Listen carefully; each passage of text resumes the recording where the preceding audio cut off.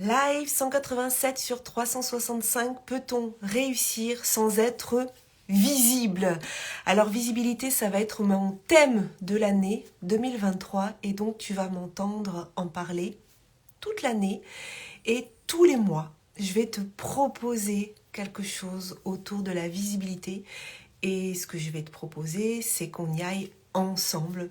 Donc d'ailleurs, tu peux me dire en commentaire si tu as envie d'en savoir plus et si toi aussi, ça fait partie de tes intentions, de tes objectifs, des choses vers lesquelles tu veux aller, la visibilité. Alors la question, pour peut-on réussir sans être visible, j'aurais envie de trancher et de dire non, on ne peut pas réussir sans être visible, mais je vais nuancer aussi un petit peu ma réponse parce que finalement, ça dépend de quoi on parle. Quand on parle de visibilité, est-ce que c'est montrer sa face? Est-ce qu'il faut absolument se montrer pour réussir quand on est entrepreneur et particulièrement quand on est web entrepreneur, puisque je vais m'adresser particulièrement aux web entrepreneurs. Moi, j'en vois aussi qui réussissent et on ne voit pas leur visage. On ne sait pas qui c'est. Par contre, on ne peut pas dire qu'ils ne sont pas visibles en tant qu'entreprise. Ce que j'ai envie de te dire, c'est que tu peux avoir la plus belle boutique du monde, mais si tu es dans une impasse dans laquelle personne ne passe jamais, eh bien, tu ne vendras pas. C'est impossible, voilà. Ou alors, ça veut dire qu'on pense que tout arrive par magie, et les choses peuvent arriver par magie. Mais je pense juste que pour mettre en place la magie, il faut juste connaître les codes de la magie. Et en l'occurrence, oui, ça va être nécessaire d'être visible parce que tu peux pas être devenu entrepreneur, ou alors va peut-être falloir... et je suis désolée de mettre un peu les pieds dans le plat, mais si tu es devenu entrepreneur et que tu ne veux pas être visible, peut-être qu'il fallait rester salarié. Moi, quand j'étais salariée, fonctionnaire d'État, enseignante, mais j'avais pas besoin de chercher de clients. Mes petits clients, je les avais en face de moi. Et mon patron, celui qui me payait, c'était l'État. Donc j'avais besoin d'être présente, mais j'avais pas besoin d'être dans une recherche de visibilité. Par contre, si tu as choisi d'être entrepreneur, et certainement que si tu regardes ce live, c'est que tu es entrepreneur, sinon, je te souhaite une très belle fin de journée et peut-être ne perds pas ton temps à m'écouter. Mais oui, il va falloir être visible. Alors, être visible, ça ne veut pas dire forcément être visible en vidéo. Et ça, je vais bientôt te proposer quelque chose qui va tourner autour de la vidéo, un challenge qui va arriver, non pas la semaine prochaine, mais la semaine d'après. Donc reste connecté et si tu veux des informations, eh bien abonne-toi à mon compte, comme ça tu auras toutes les informations. On peut être visible de différentes manières. Tu peux être visible parce que tu as un blog, parce que tu écris un livre, parce que tu fais des publications écrites. Tu peux être visible parce que tu as un podcast et tu peux être visible parce que tu fais des vidéos. Moi, personnellement, ce qui me fait le plus vibrer, ce qui me fait le plus triper, c'est la vidéo. Et c'est aussi pour ça que je me suis lancée dans ce challenge 365 jours de vidéos.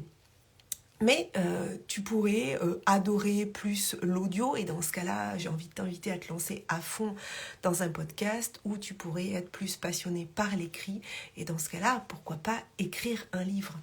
En tout cas, ça va être important que tu ailles choisir un canal de communication, ton canal préféré et de le faire à fond. Si tu adores la vidéo, vas-y à fond. Si tu adores l'audio, vas-y à fond sur le podcast. Si tu adores l'écrit, vas-y à fond sur les écrits, sur les posts, sur écrire des textes. Vas-y à fond. Mais il y a aussi des fois cette croyance que c'est pas fait pour nous. Par exemple, que la vidéo, c'est pas fait pour nous. Et des fois, on va se bloquer ou trouver des excuses. Quand je discute avec les entrepreneurs, souvent on va me parler de la technique. Mais en fait, c'est tellement qu'un détail. Et je pense que quand on dit qu'on ne le fait pas à cause de la technique, c'est juste qu'on se cherche une excuse, d'accord? Donc, si tu as envie de faire quelque chose, tu vas trouver les moyens de le faire. Et si tu n'as pas envie, tu vas trouver des excuses pour ne pas le faire. Donc, ça suffit les excuses. Est-ce que cette année 2023, tu veux booster ta visibilité? Est-ce que cette année 2023, tu veux enfin porter ton message à grande échelle? Est-ce que tu veux être au contact de gens qui ont aussi envie de jouer grand? Est-ce que c'est ça que tu as envie ou est-ce que tu préfères rester caché, surtout pas déranger, surtout pas recevoir de critiques, surtout pas trop être visible, trop... Mais ce que j'ai envie de te dire, c'est que mais si tu fais ça, à un moment donné, de toute façon, tu vas devoir arrêter d'être entrepreneur. Donc si tu es passionné par ce que tu fais, si tu as un grand message à porter, à un moment donné, ce message, il va dépasser ton ego, il va dépasser ton syndrome de l'imposteur auquel personnellement je ne crois pas du tout. En tout cas, aujourd'hui, peut-être que je changerai d'avis un jour, mais moi j'y crois pas au syndrome de l'imposteur. Je pense que si tu travailles ton expertise, si tu travailles tes compétences, si tu t'améliores, si tu es prête tous les jours à recevoir du feedback, si tu es dans un état d'esprit de croissance plutôt que dans un état d'esprit fixe, si tu considères que l'état dans lequel tu es aujourd'hui, c'est pas l'état final, mais c'est juste l'état dans lequel tu es aujourd'hui, et que tu vas continuer d'apprendre et continuer d'apprendre et continuer d'apprendre, si ton message est plus grand que toi, il n'y a pas de syndrome de l'imposteur. Parce que tu sais que ce que tu livres aujourd'hui, tu fais du mieux que tu peux. Tu livres le meilleur que tu peux aujourd'hui. Mais par contre, tu le fais vraiment sans complaisance, quoi. C'est-à-dire que tu t'assois pas sur tes lauriers et puis tu te dis pas que t'as rien à apprendre ou tu te dis pas que justement t'as tout à apprendre. Non, ce que tu sais aujourd'hui, c'est parfait pour tes clients. C'est parfait pour tes clients parce que tes clients d'aujourd'hui, ils t'ont choisi toi parce que tu es la meilleure personne pour les aider aujourd'hui.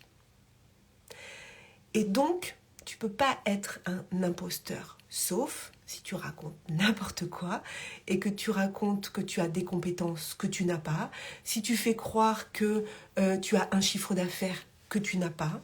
C'est sûr que par exemple, si tu veux accompagner des entrepreneurs pour je ne sais quelle problématique et que toi tu dis que c'est une problématique que tu as dépassée alors que c'est pas vrai, ben c'est normal qu'il y ait ce sentiment d'imposteur, ce syndrome de l'imposteur.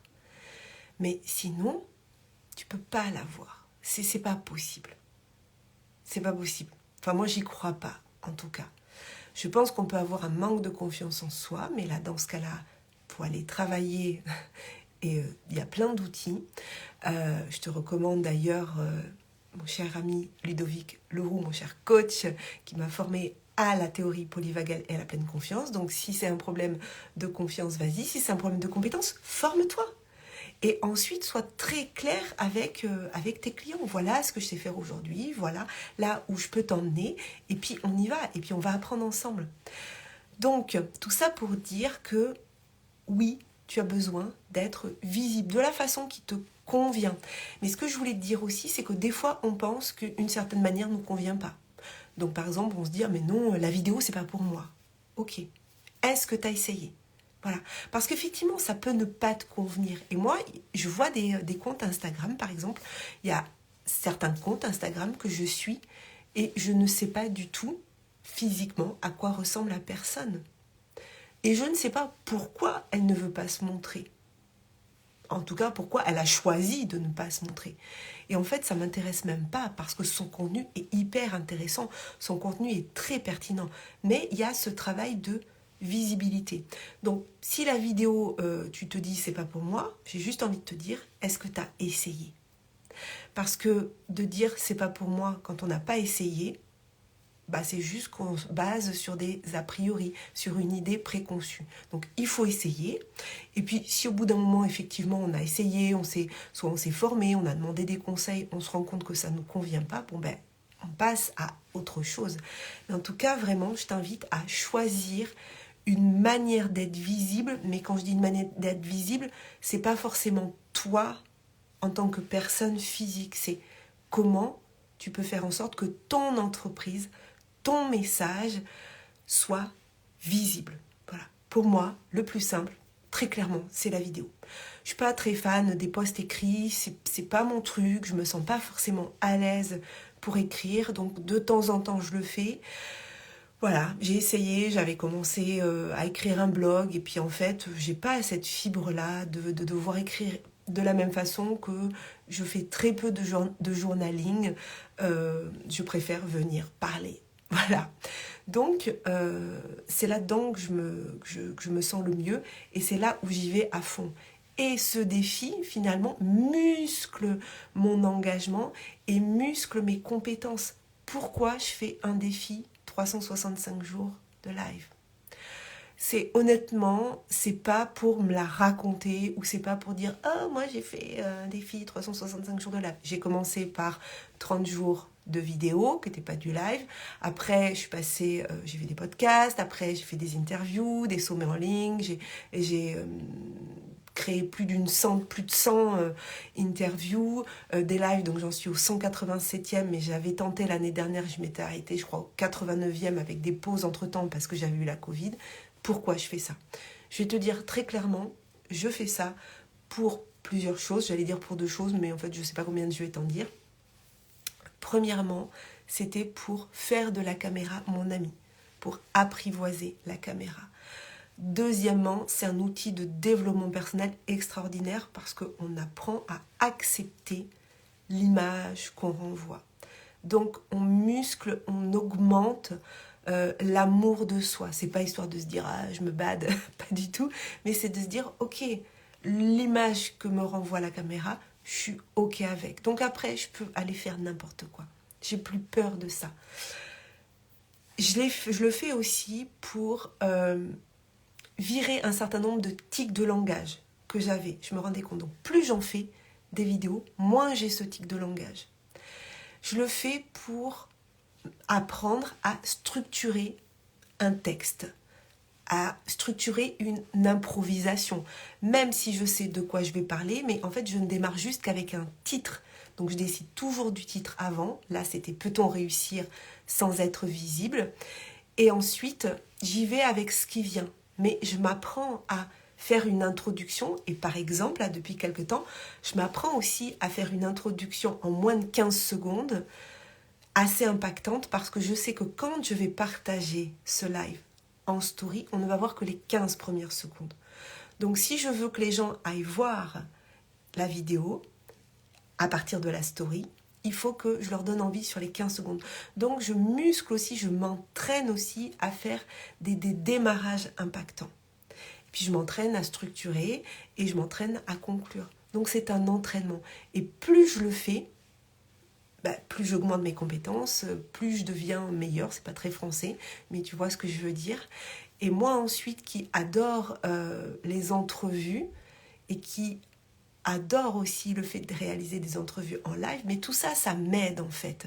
Et tout ça augmente ma visibilité et ma compétence en tant qu'organisatrice de sommets en ligne et en tant qu'accompagnatrice de créateurs de sommets en ligne. Donc, ça augmente ma visibilité, forcément. Donc, ce que j'ai envie de te proposer, c'est toi aussi, cette année, de jouer grand, comme le dit Sonia Zarbatani, et d'augmenter ta visibilité. Donc, je te l'ai dit, je vais te proposer tous les mois un événement pour booster ta visibilité ou pour apprendre comment booster ta visibilité ou pour rentrer dans une communauté où ensemble on va booster notre visibilité.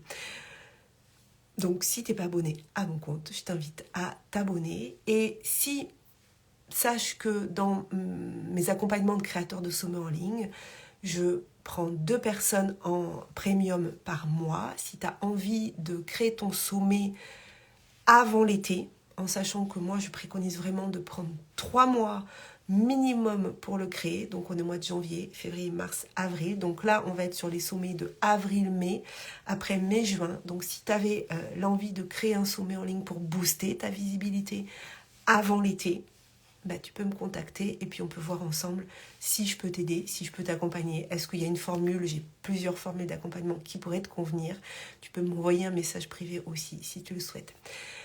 Je vais te souhaiter une très très belle soirée. Si tu penses que ce live peut apporter à ta communauté, à tes amis entrepreneurs sur cette notion de visibilité, si tu penses que ça peut être intéressant pour eux aussi, qu'ils entrent dans mon univers pour venir booster leur visibilité sur 2023, tu peux soit leur envoyer direct le live, soit tu peux le partager en story. Prends soin de toi, je te souhaite une très très belle soirée. Et je te dis à demain. Bye bye.